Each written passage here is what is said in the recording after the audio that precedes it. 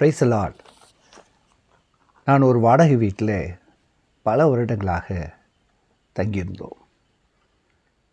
அது வாடகை வீடாக இருந்தாலும் கூட அந்த வீட்டில் எல்லா விதமான மரங்களையும் வைத்திருந்தேன். ஆனால் தென்னை மரம் மட்டும் அங்கே இல்லை. ஒரு நாள் ஒரு ஞாயிற்றுக்கிழமை காலையிலே நான் ப்ரஷ் பண்ணி கொண்டு அந்த காம்பவுண்டை சுற்றி வந்து கொண்டிருந்தேன். ஒரு இடத்தை மாத்திரம் குறிப்பிட்டு நான் பார்த்தபோது, இந்த இடத்துல ஒரு தென்னை மரத்தை வைக்கலாம் என்று சொல்லி அந்த இடம் சரியாக இருக்கும் என்று சொல்லி யோசித்து வந்துவிட்டேன். இதை யாரிடத்திலும் சொல்லவும் இல்லை.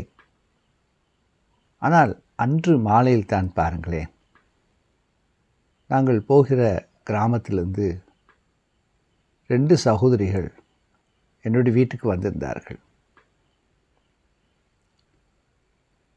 அவர்களை பார்த்தபோது எனக்கு ஒரு ஆச்சரியம்.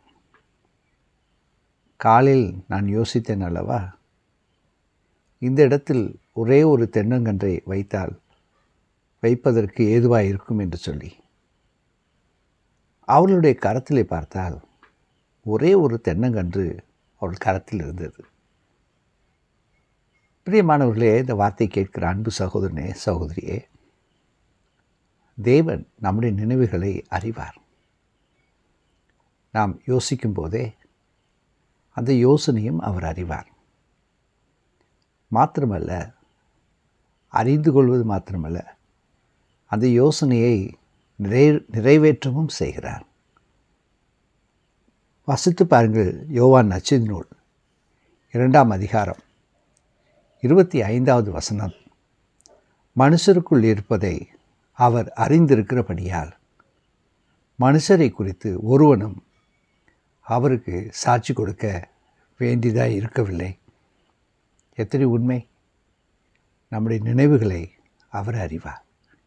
இன்றைக்கு உங்கள் நினைவுகளையும் இந்த தேவன் அறிவார், அவைகளை நிறைவேற்றுவார். God bless you.